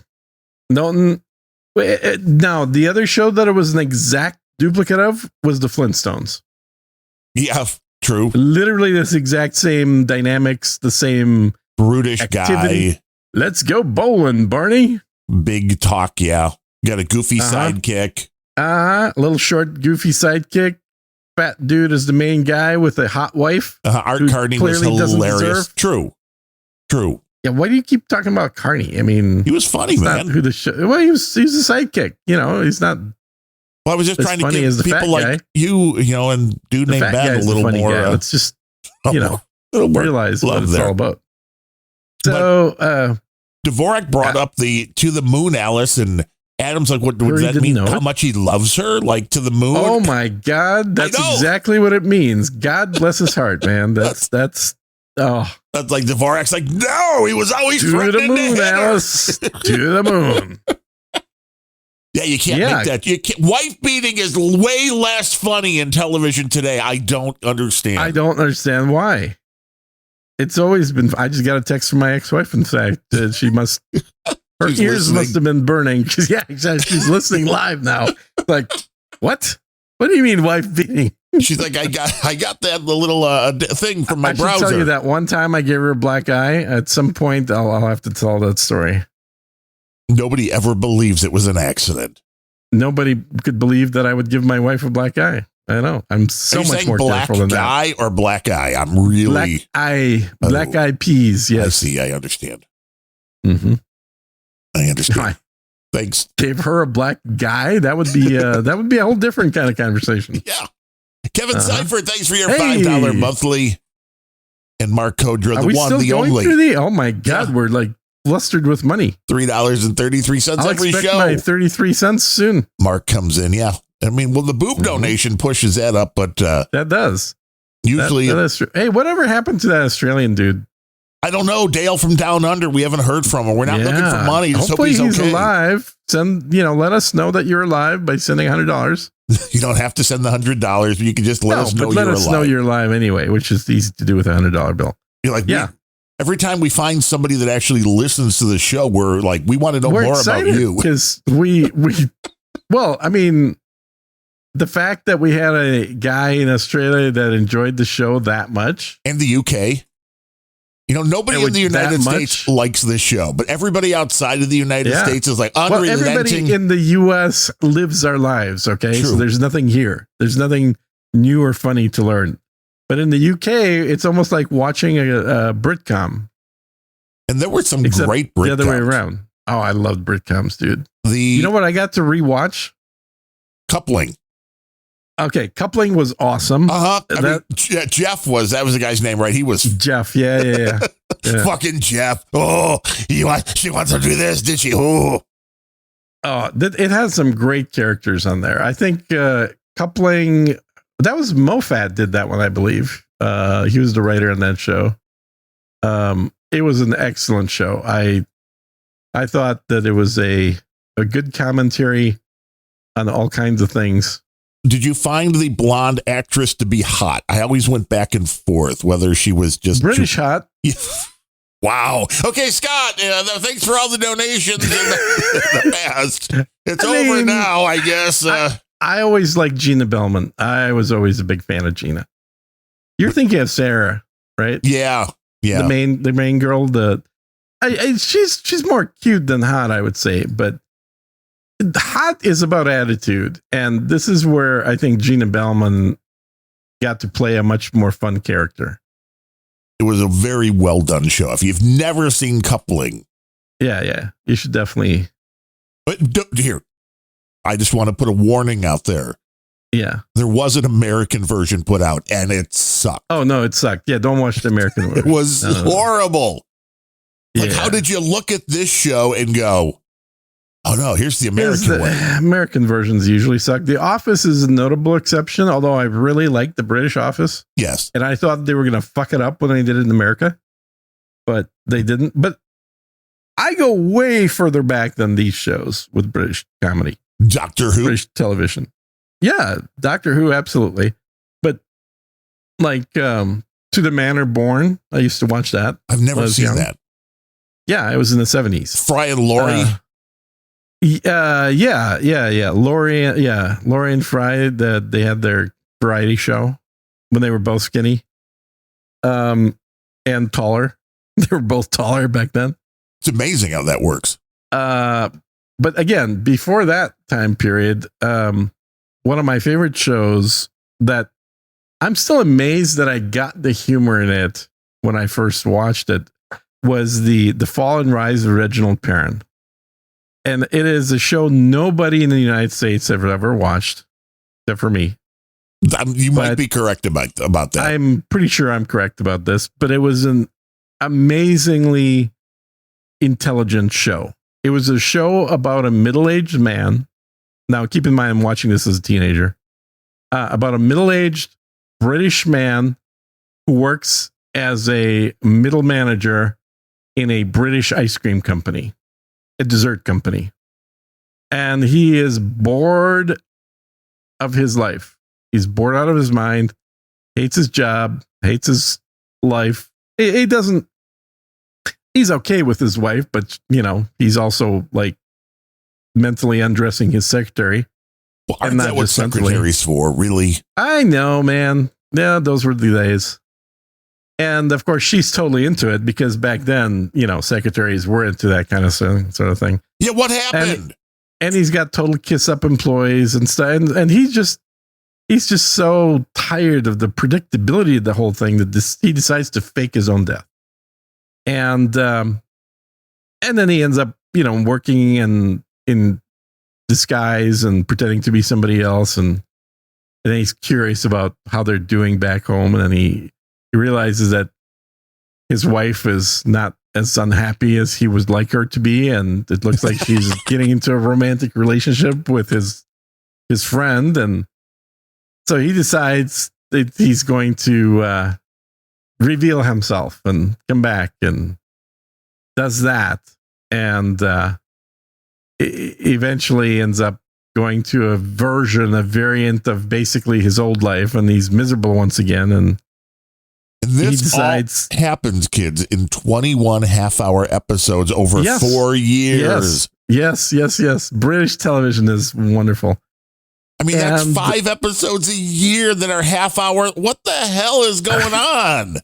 Now, they're seasons. They're not years. So in British television, the seasons happen multiple seasons per year. Well, it says 76 to 79. Well, yes, that's 4 years. But seasons usually are, that's the same reason that Top Gear has like 24 seasons. Yeah, they do a different way. But they were only on for 12 years. Yeah, exactly. So anyway, so he decides that they've got enough money in the bank. And this is like 1977, 79 money, where he's got over $100,000. So, millions in the bank in modern money. And he decided, I'm not happy. I'm going to do something else. I'm going to open up a store. And so his idea is he decides to open up a store, and for what it's going to sell, he says it's just going to be total trash. There's so much trash being sold. How about we just do a whole store of nothing but crap? Just useless rubbish. We'll call the store Grot. Grot. Yeah, not Grok. Another word for useless trash. And so he opens up this store, and where people come in, and he basically unsells them on products, tells everything that's bad about a particular product that he's got in there. And then, they're kind of, like a record player that only plays 78s or something, or like a clock that shows the wrong time but dings several times an hour. Like ridiculous products that clearly nobody in their right mind would ever buy. And he's amazed that people are coming to his store because they've heard this is a place you can buy horrible products to give as gifts to people you hate. Oh, that's an exit strategy. So his store just goes gangbusters. Next thing you know, he's got a whole chain of these stores. He is now running a multinational business with, offices in a executive building, and he's hired back people that like he used to work for or that worked for him in the other company are now working for him as him being the boss in this company. And you're seeing kind of the same exact, like you're seeing him going through his old story, but in a different role, basically. And he's miserable. And so he decides this he's tired of this being an executive and being rich. So he decides that he's going to give it all up, and he's going to open up like a yoga retreat. So I watched this show like completely blown away by the concept when I was in my early teens, probably before I could drive. And this is a 21 half-hour episodes. This happened in 10 hours. Yeah. You can all watch this tonight if you really wanted to. It's going to take me more than 10 hours to give you the full story. But it happened in 10 hours. It is got great acting. The guy who plays the main character, Reginald Perrin, is the guy that was the permanent undersecretary. He was basically the bureaucrat in Yes Minister and Yes Prime Minister, which is a later TV show. He's a very good actor, but he just, all those shows had a budget of about $5.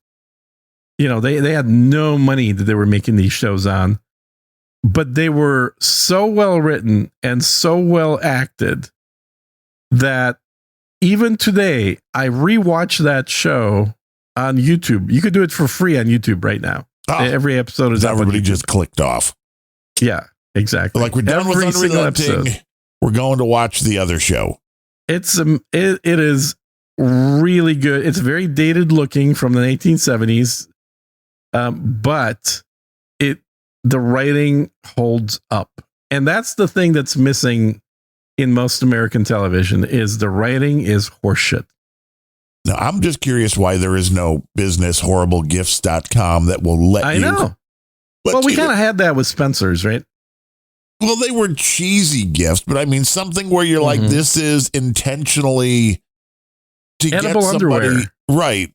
That is a horrible gift that they can't return. That they're just going to re-gift. But also keep in mind that in British culture, it doesn't matter how bad of a gift is. You're always going to say, "Oh, thank you so much. That's so kind of you. I'm, to think of me like that." Yes. Like the idea of sticking your nose up at a gift would have been completely impossible in the old British Empire of 1970s for sure. In today's British Caliphate, I think things are quite different. And this is why I will always have fond memories about the UK, is because I grew up on British television. There's, I'm not sure exactly why that happened, to tell you the truth, but I literally grew up watching mostly British television. Well, your parents were academics, so they probably watch PBS, kid. And my parents were not academics at all. They're like, watch. No, they actually, my dad actually always hated academics. Oh, he was a physics professor, but he hated academics. Well, did he like PBS? No, he didn't like television, period. Just never liked television. Of course, now in old age, he does nothing but watch Fox News all day. But back when I was young, I don't remember him ever watching television for anything. Billy I just Bones don't think says, he was ever interested in that. If you really don't like somebody, get them a subscription to Unrelenting. Yes, they are $50 a year. Yeah. I would recommend doing that. Yes. We will send them a card that lets them know that they have been subscribed to Unrelenting. And we will manually download Unrelenting to their phone every time. Yeah. It's part of this service that we are providing. Yeah, $50 a month, I think, is not unreasonable for that. And Scaramanga said Spencer's had posters of hot chicks in the back. Yeah, I remember those. They did. They had definitely sort of naughty gifts, but they also had stupid gifts. Oh, very rocks. They had, literally. And every mall had a Spencer's back in the day. Hey, Scaramanga, there's somebody definitely competing with you. I can't remember if I think I have your ex mail or whatever the hell it's called and send you stuff, but there's a guy making really cool, slow motion chick videos with cool music in them. It's probably him. It's not him. It's probably him. Well, you can say that, but also what's the name? Not him. Yeah, the Playmate chick that was the one that went really bitchy and wanted to then sue me for taking down the website that I did for her that she didn't pay for. Yeah. She was on one of those posters. She was the one brunette and sitting on school books. Oh yeah. I'm sure I can find the image for you, Scaramanga. She turned into us. Nice. A little bit of a handful. Oh, I bet. He is classy pinups and Moon Matter AI. Moon what? Moon Matter AI. Oh, does he on purpose pick shit no one can spell? Yes. Scaramanga? What? Who knows how to spell that? That's why it's classy pinups or Moon Matter AI. But who knows spelling? No.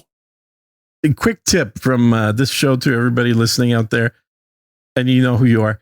Don't ever fucking use AI in the title of what you're doing. I don't care if it's a channel AI. or if it's software, it's anything. It should not have AI in it because you know what you sound like? You sound like one of those dweebs that was on America Online. I have no agenda AI. You are that dweeb, yes. Literally. You are that dweeb. Nobody wants me to do work for them, though, AI. So it's okay. And here's what I bought one of those domains. It was my buddy's last name, .ai. The domain name is, ends in AI. Oh, yeah. Those yeah, which is just literally just his last name, .ai. And then I gave it to him as a birthday gift. So talking of horrible gifts. That's exactly why I brought it up. That is a horrible gift that makes it look like the person really thought of you. And then you realize he just gave me something that's going to require payment every year. Yeah. And if I just let it go, he's going to find out that it's available again. Yeah. And then he's going to look at me and go, oh, so what'd you do with the gift I gave you? Oh, nothing. I just threw it away. So if you want to give a horrible gift to somebody, buy them a domain name and preferably not a .com because those are reasonably cheap to renew. You want to buy them a fancy domain name that's expensive to renew. Well, yeah, because and then give it to them as a gift. A lot of the fancy ones will let you buy the first year for like $2.99 just in order to get you hooked. That's exactly right. That's exactly what it is. And then it's like $99 a year. What? What are you going to do? What are you going to do? We need to start like an Amazon affiliate business with horriblegifts.com or something like that. You know, if I could get to be an Amazon affiliate again, I would happily do that. I don't think they'll let me back in. Whoa, what did you do? If I could get into YouTube and get paid for making videos, I'd love to do that. But what did you do to Amazon? How did you get nixed from there? Oh, it's the same thing for both of them. It's exactly the same thing. I was a pioneer. I had signed up as an affiliate for Amazon probably in the first 3 months they created the program. Yeah, I was same very thing early with YouTube. Too. Signed up for YouTube, getting paid for making videos like actual creator partner or whatever. I think it was a partner is what they used to call it. Signed up for that shit very early on, like 20 years ago. And I was making videos about products I was getting on Amazon. And I'm making videos on YouTube and getting revenue from both. And then I stopped doing that when I moved to Austin 15 years ago. And because I did it back then and then never made any videos since, never did any product, whatever affiliate shit. When I reapplied 2 years ago for both getting my gaming channel monetized and for getting the Amazon thing, they both replied back to me saying, sorry, no. Why though? What was the reason why? Apparently they had sent me some notification that I ignored back 15 years ago when I wasn't doing any more videos or paying attention to anything. And they have it marked down as a not just an inactive account, but as an account that didn't do something that they required me to do. Turn it back on. Now, YouTube, it was a similar kind of deal. They basically said you can only have one AdWords account, and your AdWords account was created 20 years ago, and it is ineligible currently because of something that happened 20 years ago. That's so I said, okay, funny. What's my option here? I had a different thing I was doing 20 years ago. Yeah. Can I just create a new account? Says no, because if you try creating a new account, it's going to go back to that account. You need to fake your death. Basically. They basically told me that. They said, you can only create a new account if it's somebody else, like a company has an account and you're an employee in that company, then we'll let you do this. Otherwise, you're screwed. Like your new record company. Is it making money yet? Have you found out? What do you want me to check during the fucking podcast? I have to look up my info. Like normally you're ordering food or picking up food. I might order food the way that we're going. Getting some kebabs. I'm getting hungry. Yeah. Kebab place raise their prices. No. If you want to support the show, unrelenting.show/donate. It's the place you go. Unrelenting.show. Afford a kebab place. And it used to be $30. Now it's like $35. That is insane when you look at the pricing of food, which is not going up to that extent. It's like $35 a pound, basically, for chicken. Yeah, they're using this as the whole scare tactic of, prices are going up. There. And at the grocery store, they're not going up that much, though. I mean, they're going up quite a bit. Chicken is $10 now in Austin. That's crazy. Yeah. The only place where chicken is still cheap is Costco. And you can buy it for 14 pounds at a time. No, I mean, like the ready-made chicken is still $4.99, and it's like a 3-pound chicken. Right. That's their loss leader. Yeah. You have to walk all the way to the back of the store. You have to walk to the back of the other loss leader is hot dogs. That gets you to get into the store. It's $1.50. They lose 50 cents on every hot dog. You get your hot dog, you get your drink.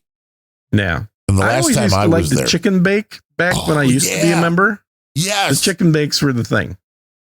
Yeah, they were like filled with something. Yeah, and if you weren't careful, especially in cold climates, you would spurt out hot liquid that would freeze just as it hits you. It's always a good look.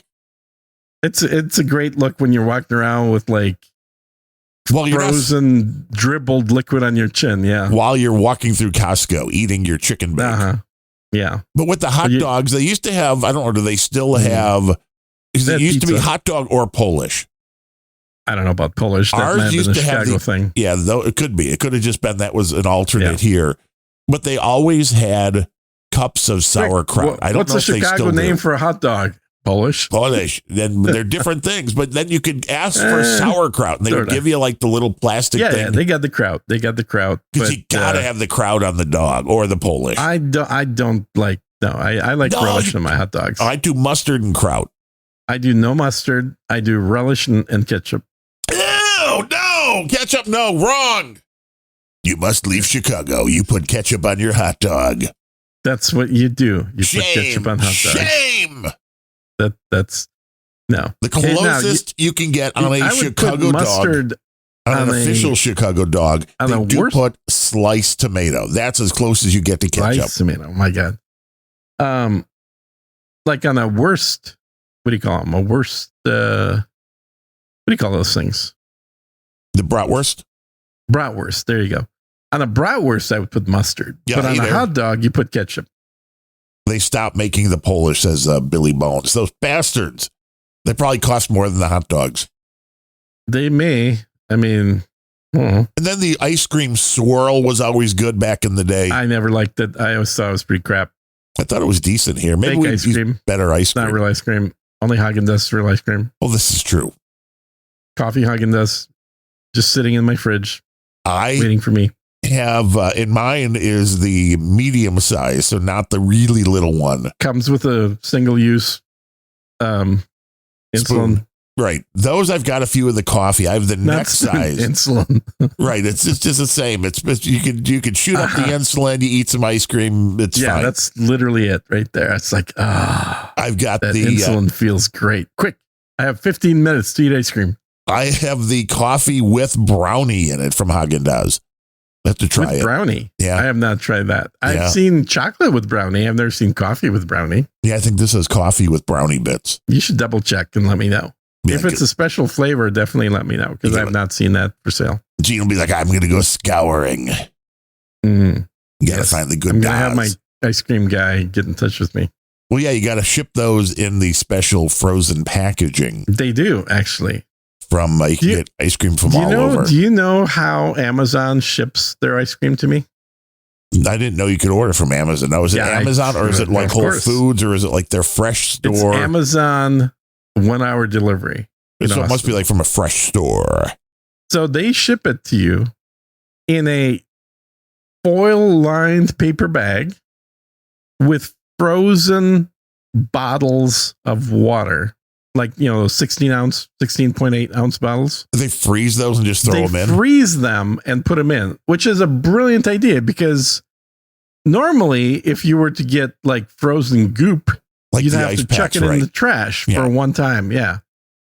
Somebody came up with this great idea. It's like, well, just give them frozen ice water because that shit'll keep stuff cold because it's frozen. Right. The bottles are soft enough to stretch when it's fully frozen into ice, so they're not going to crack. Right. because they're, when they're empty, you can squeeze them into nothing. They're barely there. And, when the bottles thaw, you can literally drink the water. They're sealed. That's how we used to do it, going to the races in the middle of summer when it was hot. You'd have a frozen water bottles, kept everything else That's cold. how I used to do it when I went kayaking.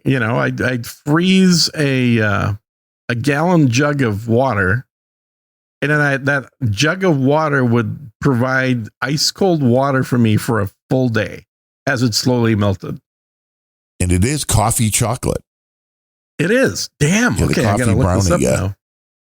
Cream, coffee chocolate milk. Skim. It's the chocolate or just Haagen-Dazs coffee chocolate brownie. Oh wow, okay. Cream, skim milk, sugar, brownie pieces, and then whatever's in the brownie pieces. Ingredients. Yeah. Just looking, and then coffee. I mean, there's coffee and coffee ice cream. Did you know? And lemon juice concentrate. Who would have saw that coming? And it's a regular 14-ounce can thing. Yes, it's the Haagen-Dazs. I can see the dark cherry truffle limited time ice cream. Not seeing this one. No RSBT. Artwork by Jade Purple Brown. That's interesting. With vanilla. Our classic coffee ice cream swirled with gooey brownies, rich espresso chocolate sauce, and crunchy cocoa nibs. Don't blame us if your local barista starts to miss you. That's Daz. Coffee almond toffee. Can we get a Haagen-Dazs sponsorship, anyone? Yeah, we talk about it. We don't have it. I just went through everything. It's the 14 fluid ounce, and so I'll be telling you it's great. Yeah, you're gonna have to ship me one. I'll be like, Gene, this is the best ice cream. Yeah, send me one of these with some frozen bottles. Lots of frozen bottles, overnight shipping. A lot of frozen bottles. Yes. Is there anything one liquid 14-ounce container? Is there anything liquid, fragile, perishable? No, of course not. No, nothing. No. Why is it leaking chocolate? Now, I would normally use dry ice for shipping stuff like that, but you may not have dry ice where you're at. I'm sure we could get it somewhere. I've got a machine. You have one? Yeah. Why do you have a dry ice machine? I used to have a lot of... What job / business that you got fired from required a dry ice machine? I was working with a lot of carbon dioxide for a while. Like one of these things like what chefs do, like, oh, we could do this. Something like that. We could do the foam.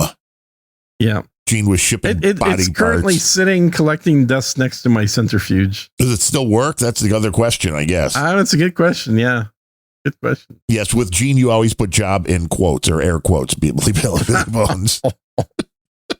It's just assumed by this point. I mean, I've worked for well over 100 companies, probably pushing 200 at this point. That would be an interesting list as well. You've heard of them, a lot of them. And then a lot of them are just 3-letter agencies.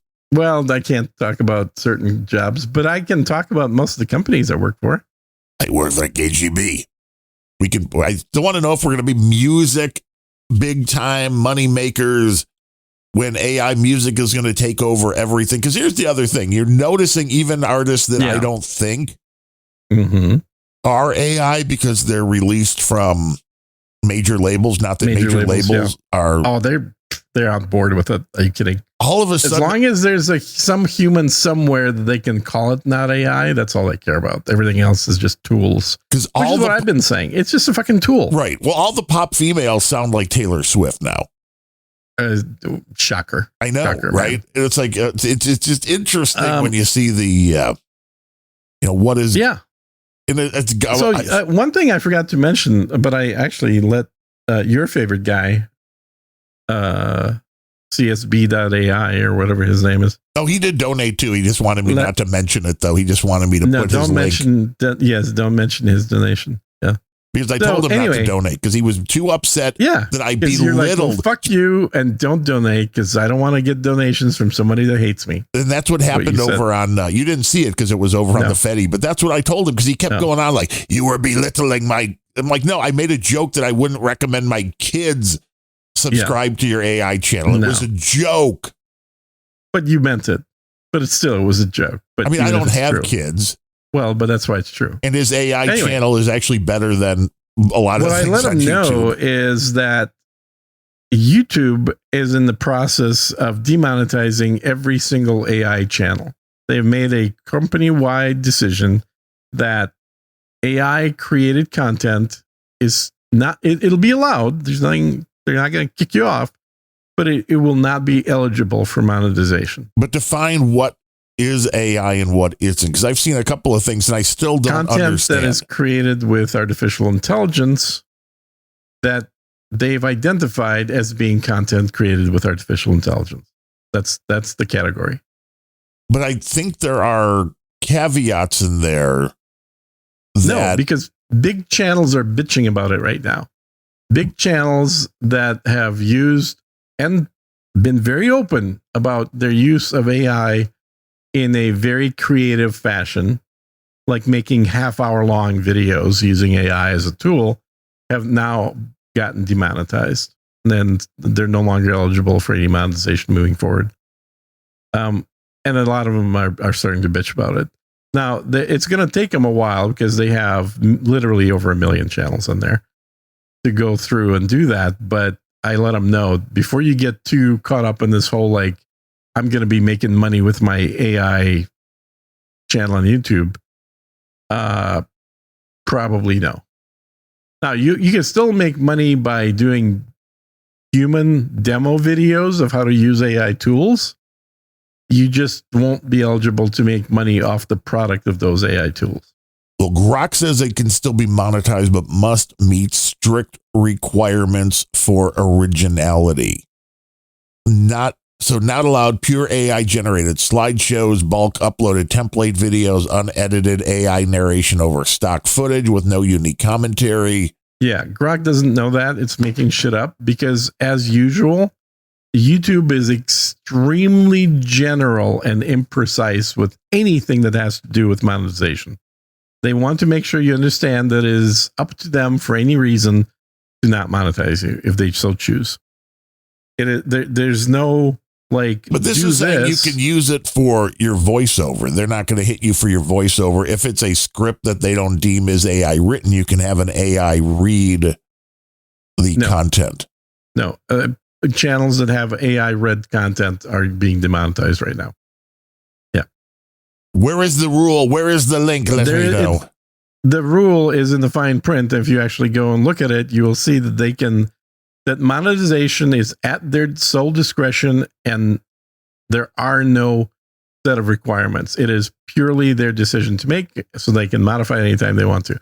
I'm just telling you that channels that I watch that are AI channels, multiple ones are bitching about it right now, about the fact that their 500,000 subscribers are no longer, they're able to make money off them. They're going to have to stop making content until enough people start donating to other financial things like, what do you call it? What was the original OnlyFans thing? The original OnlyFans. Yeah, the thing that everyone used to ask for money on. Patreon, yeah. Exactly. So people are basically going back to Patreon now and saying, okay, if I won't be monetized, then I'm going to have people donate on Patreon.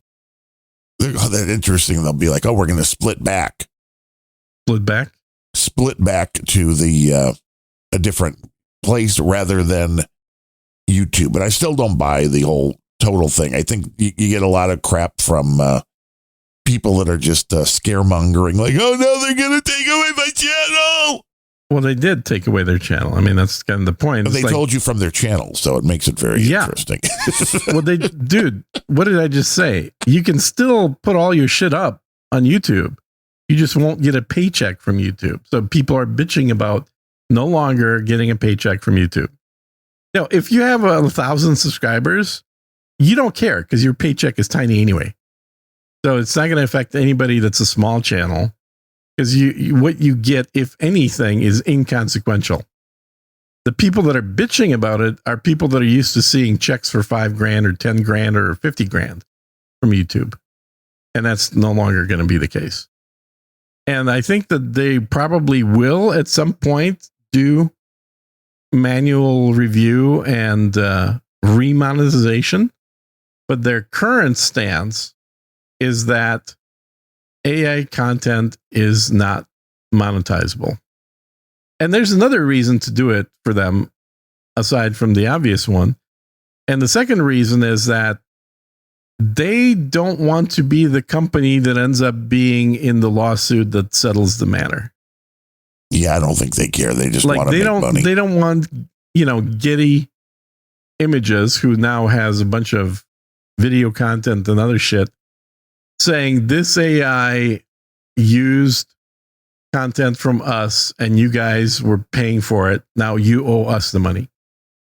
No one wants to be the test case on this stuff. And I think that there's so much AI generated content being uploaded on YouTube right now that their attitude is like, burn it all.